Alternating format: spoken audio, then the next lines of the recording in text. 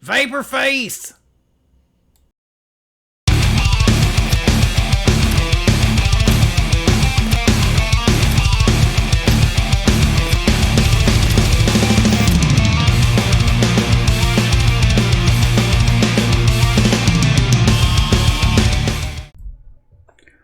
What's up, Vape fam? Sortil here, and welcome to the Vaporworks Lab. Give me a second while I take a toot off my Dreamer 1.5.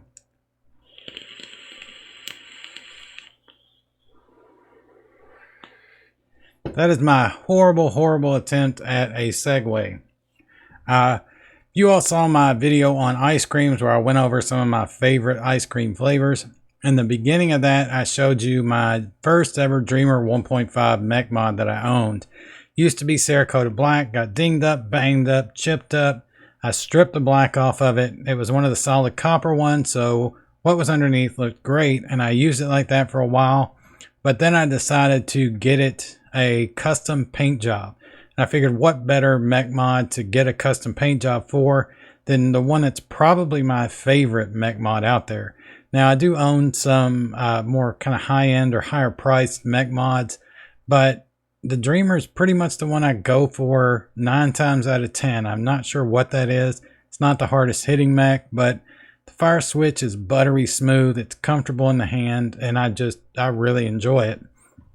So I knew I definitely wanted a Dreamer to be the first thing I got a custom paint job for. When I think of custom paint jobs on vape gear, Ashton over at Palmer's Powders is the first name that I think of, so I reached out to him and said, hey, would you be interested in painting a Dreamer 1.5 a bright orange? I was not sure if he was going to be interested in it at all because the paint job would probably cost more than the Dreamer did brand new, but he actually seemed pretty excited to do it, so I shipped it out to him. I actually took the fire button off of it because I didn't think he would want to paint the fire button. I think my thought process was like voltage drop, and would the paint affect voltage drop, things like that.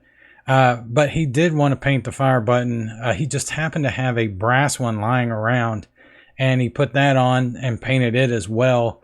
It was super cool of him to actually go and hunt down a Dreamer button, to go hunt around and say, hey, I think I've got one of these laying around. Let me find it.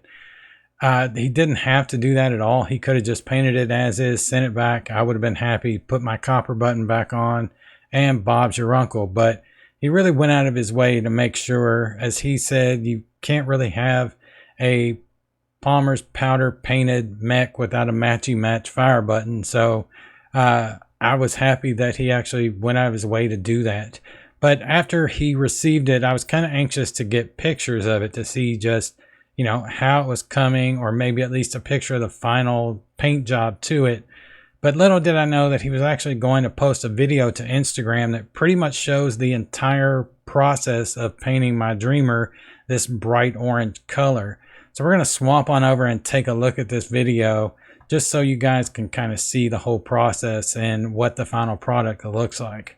All right, let's check out this video that Ashton posted showing the whole painting process of my Dreamer 1.5. Let's check it out. There's where I did not put the fire button in there with it. I don't know why. I was an idiot. Not quite so sure what he's doing here in just a second. Right there, I think it's a primer, but it could be some kind of almost sandblasting that I'm not aware of, but I think it's just some type of primer, honestly. I love how he's just like, whatever, I'm not going to wear gloves. I'll just paint my fingers. It's fine.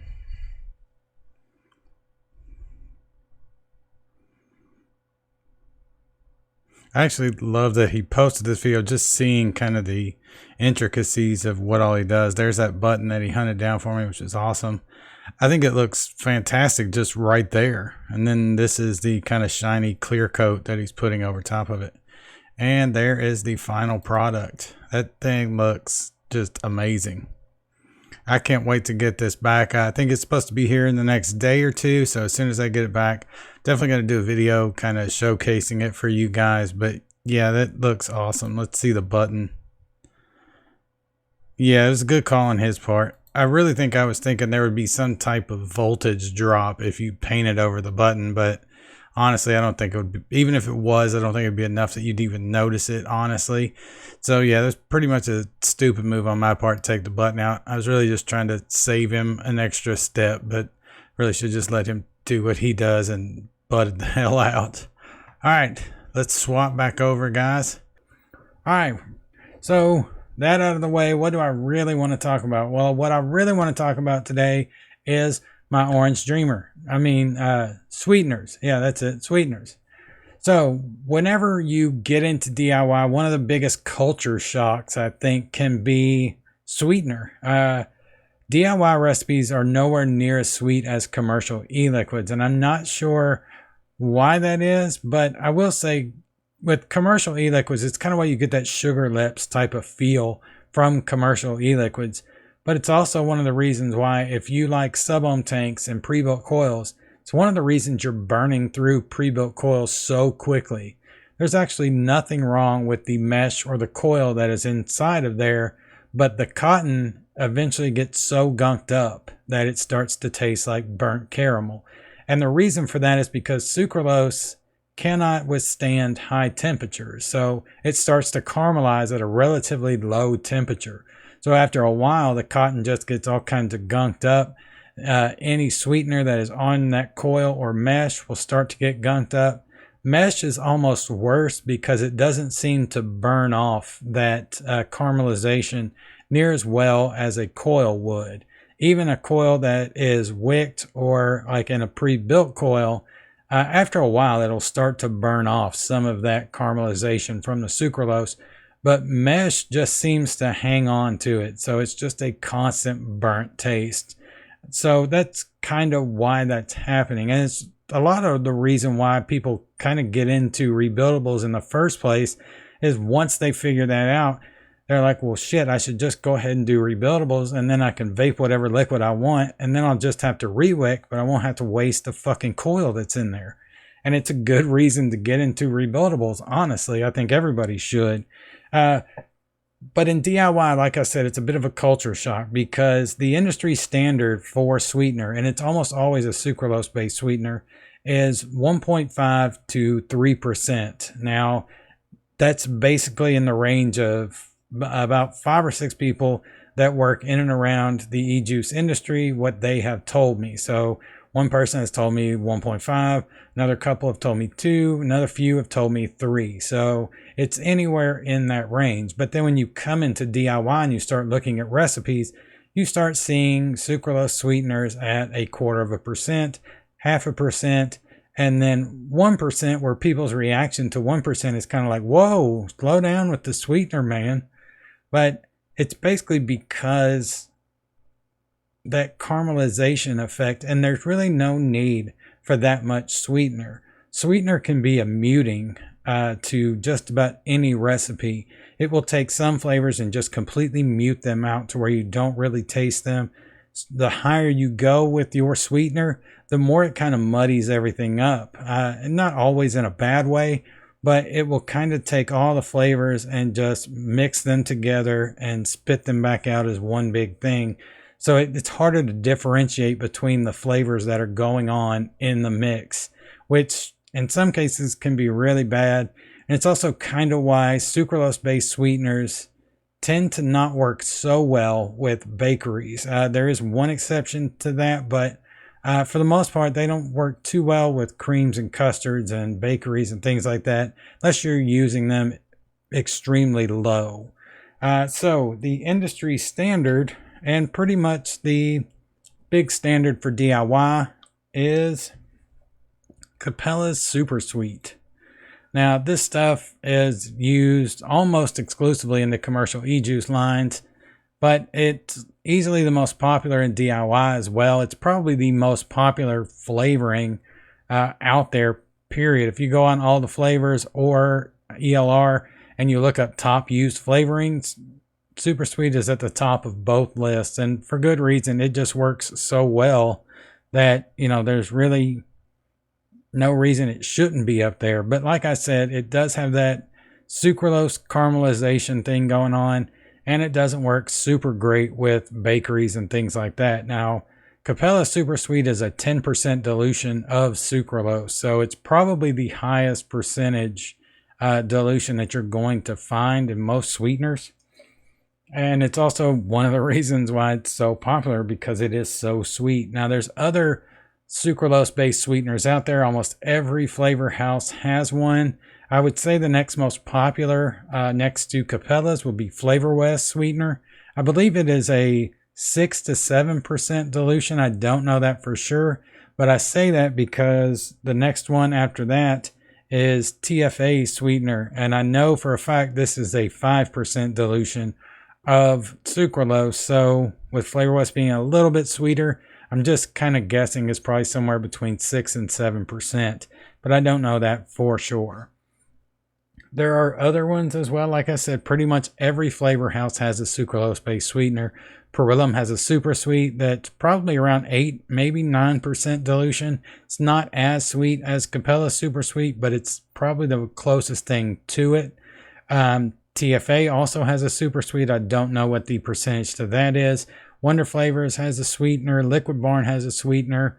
Vape Train has a sweetener. Pretty much everybody has a sucralose-based sweetener. But what if you're one of those people that can't take sucralose? There's those out there that can only handle it in very small amounts, or those that just can't ingest it or consume it in any form, because it kind of runs them down. It just makes them feel overall kind of bad, weak, worn out. For those people, the most popular kind of alternative to sucralose is ethyl maltol. Now, ethyl maltol is basically cotton candy flavor. So it works really well with bakeries and creams, things like that. It also works really well with candies and certain beverage type flavors. It doesn't work as well with fruit flavors because it kind of starts to push them towards that candied edge. So it's generally not something I would use with a just straight fruit recipe. Or even if you're trying for a straight fruit juice recipe, I probably would not go ethyl maltol. But for custards especially, it works really good with custards. It also works really good with caramels. It works really good with tobaccos as well. So like RY4 double, it works great with that. Desert Ship, it works great with that. It works great with most Turkish. It even works pretty good with Oriental tobacco flavors. But overall, like I said, just kind of avoid anything that's supposed to be more authentic fruit flavor, and you'll be fine with it. All right. There are other alternative sweeteners out there, and we'll get to those, but there's one more sucralose-based sweetener that I wanted to talk about because I don't know what the fuck's going on with it. I know there's sucralose in it. I can taste it, but there's something else going on in there because it's the best sweetener, hands down, for creams and custards and bakeries and everything that sucralose sucks at. And that is Flavora's Sweetness. Now, I don't know what kind of weird Harry Potter wizardry that Flavora's got going on over there, or what they're mixing this with, what else is in there to sweeten it besides sucralose. I really don't know. And it's probably just some kind of low sucralose percentage, and it's all a mental trick, but it does. It boosts creams, it boosts chocolates, white chocolates, custards, ice creams, milkshakes, any kind of dessert. Sweetness boosts all those. It doesn't work super well with fruits or candies or beverage type recipes, but any kind of dessert, it's going to work, and it's probably going to work better than anything else that you can find. So being Flavora, there's probably an ingredients list, or at least a data sheet of some kind out there where you can get an idea of what else is in this besides sucralose. I just haven't done the research, is honestly what it is. If anybody knows what else is in this besides sucralose, please let me know down in the comments, just for my own personal curiosity. This is easily my favorite sweetener at the moment. I'm doing a lot of desserts and creams and custard recipes right now, and chocolates and caramels. So, yeah, just let me know what exactly is going on with this. I think Flavora sold their soul to Satan in order to get this to work. But, you know, what the hell do I know? But yeah, if anybody does know and is not talking out of their ass, then please let me know down in the comments. All right, so besides all those, is there anything else? Well, there's some absolute insane people out there that swear by agave and monk's fruit, and they don't know what the fuck they're talking about, just to be honest. Actually, I've never used either one of them, but I know what they taste like, and there's no way that they will sweeten anything up above the sweetness that's already pretty much present with VG and with the flavorings that you're already putting into your recipe. So I think they're pretty much worthless, and people just, I don't know, they're just trying to come up with something that will work in place of sucralose and ethyl maltol. And that's two things that were tried, and I'm telling you, they don't work. There's no way they can work. There is one that is a very alternative based sweetener that, I don't know, it works in certain situations. It doesn't really work, I'm just going to say that, but it works in certain situations, and that's Aethritol. This is one that gets a very bad rap because everyone thought it was going to be the godsend in vaping for sweeteners because it is a sugar alcohol, so it can withstand extremely high temperatures before it starts to break down and caramelize. So everyone was like, oh, this is it. It's going to be the best thing ever. But it wasn't. And it's basically because being a sugar alcohol, it's only about 70% the sweetness of sugar. And when you think about sucralose, sucralose is about 1,000 times sweeter than sugar. So of course, this is really not all that sweet. It's probably just barely sweeter than VG. So you're not really getting a lot of sweetness out of it. Essentially what it does is it takes fruit flavors that are already, kind of sweet to begin with, and it just boosts that natural sweetness up. So if you don't want to use sweetener and fruits are your main profile, then erythritol will probably work for you. You just got to remember, it's extremely thick.